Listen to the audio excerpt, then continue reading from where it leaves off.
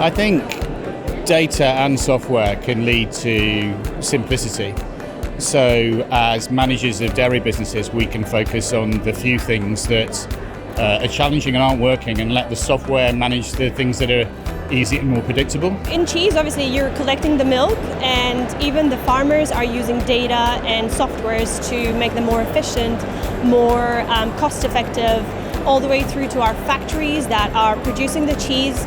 They're using all sorts of ERPs and softwares to make them efficient, including to distribution. So I'm a supply chain professional, and without a software or ERP, we're not going to be able to distribute and deliver to our customers. We have 150 independent farms supplying us. On top of that, we have 9 of our own farms, and capturing data from everybody is crucial to understanding what it is people are doing that makes them more efficient. It's really important to get real-time data because we're making cheese which isn't sold to the consumer quite often for a full year. So we can't always wait to know what that cheese is going to taste like, because then we've got another year's worth of stock.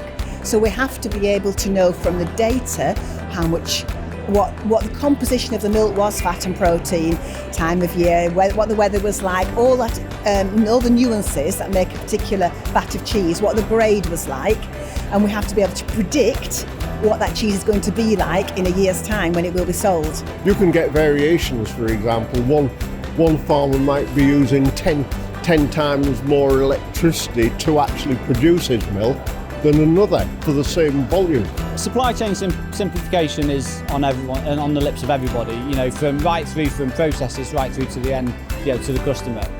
So technology has to play a part in that. We can't become more efficient without technology. That's a given, really.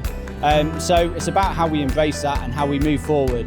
And to become more efficient as a business, we need the information, we need the data, we need to be able to evolve and use that data to take us forward.